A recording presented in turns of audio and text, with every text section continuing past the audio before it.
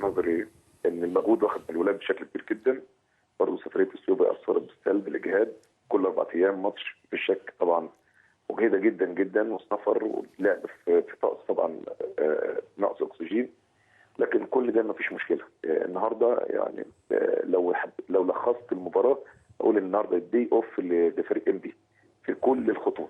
النهارده في تسيب دفاعي، ما فيش ترابط بين الخطوط، حتى ضربتين يعني حاولت انك تعود في الشوط الثاني ضربه جزاء عليك في مبكرا جدا، يعني اعتقد ان ديت هي قتلت المباراه. حتى كل التغييرات كانت كلها تغييرات هجوميه على اساس انك خلاص بالنسبه لك المباراه انك عاوز تعود وبس، وان عاوز انك تعدل النتيجه باقصى في اقصى وقت ممكن.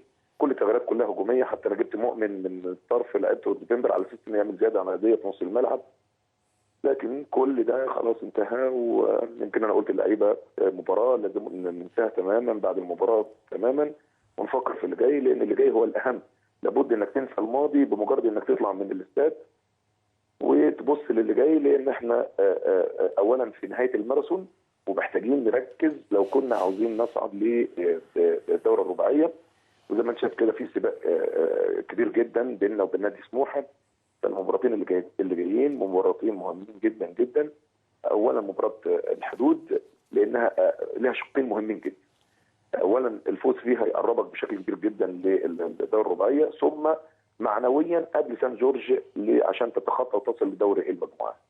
النهارده دي اوف، والنهارده صفحه واتقفلت من اسوأ الساعات او المباريات اللي مرت عليا انا شخصيا، وانا اتعلمت منها شخصيا كثير جدا. ولكن المواقف اللي زي ديت بتبين معدن الرجال ازاي ان هم يقوموا من جديد ويقفوا يدافعوا عن ناديهم بشكل كبير جدا. وانا واثق في لعيبه انبي بشكل كبير جدا جدا جدا، ودي انا بعتبرها كبوه. ان شاء الله باذن الله تعالى هنعود من بكره على طول عشان نستعد لمباراه الحب. كابتن طارق، بصراحتك الجميله، هل انت شعرت يعني بتغييراتك ان انت بدات المباراه بتشكيل ما كان يجب ان تبدا به بدليل توقيتات التغييرات؟ يعني انت في الدقيقه 27 طلعت نجاح ونزلت كهربا، في الدقيقه 46 طلعت ناصف ودخلت الحلواني، في الدقيقه 52 طلعت صبحي ودخلت عمران، بما يعني ان انت تقريبا في شوط و5 دقائق غيرت 3 لعيبه. هل انت شعرت ان ما كان يجب ان تبدا بهذا التشكيل امام النادي الاهلي؟ لا بالعكس، هي كلها تغييرات هجوميه لتدعيم الناحيه الهجوميه، مش مبكره. وحتى لو مبكره انت لابد انك تعود للمباراه. 2-0 في اول ربع ساعه. انت 2-0 كابتن مدحت، انت بتدور على تعديل النتيجه. ولاحظ كده ان كل التغييرات اتت بثمارها لولا ضربه الجزاء اللي جت في توقيت، خاصه الثالث اللي هي ضربه الجزاء الثانيه. اعتقد يعني ان هي برضه يعني حق يتقال يا طارق، كهربا فرق في ادائك. طبعا. وعمران فرق في ادائك، بس كانت اللمسه الاخيره بتاعته مش مظبوطه يعني. بص يا كابتن مجدي، النهارده في بدلك لو كانت موفقه اعتقد ان كنا ممكن على الاقل وهي 3 تبقى 3-2. اعتقد دي حقيقه. دي حقيقه. لا ضيعت دي حقيقه كتير جدا.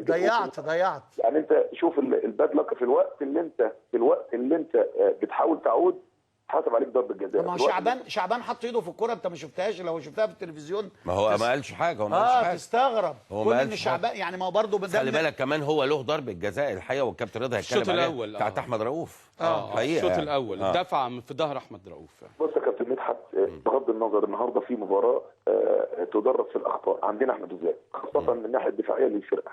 ايوه. لان ديت مش دي طبيعتي انا شخصيا في التوظيف الدفاعي للفريق. ولكن اعتقد ان الهدفين المبكرين هم اللي عملوا توتر لدى اللاعبين، هم اللي فتحوا الخطوط. وكان كل التغييرات كلها تغييرات هجوميه تكتيكيه، وعملوا لك انت توتر انك بتعمل تغييرات هجوميه عشان تعوض. لك ان تتخيل انا حسيت ان انا قاعد على الخط عمال ارفع في معنويات اللاعبين، عشان انا حسيت ان الاحباط وصل اللاعبين بشكل كبير جدا. خايف النتيجه ترتفع اكتر من كده بكتير، لان انت عارف انت بطريقه الملاكمه ان هم رموا الفوطه. الاحباط دب فيهم، اليأس دب فيهم، الموضوع بقى بالنسبه لهم يعني خلاص. وده اللي انا كنت بحاول على الخط ان انا احاول انظم الصفوف بقدر الامكان. ولكن يعني خلاص يعني النتيجه اعتقد ان هي درس للاعبين، درس قاسي بشكل كبير جدا. ف يعني اتمنى ان شاء الله ان احنا نرجع بسرعه، وده اللي احنا هنحاول من بكره على طول نحن نستعد لماتش الحدود بشكل كبير. ان شاء الله بالتوفيق يا كابتن طارق، وهارد لك النهارده، هارد لك. اشكرك شكرا جزيلا. عايز اقول لكم انه امبي في 13 مباراه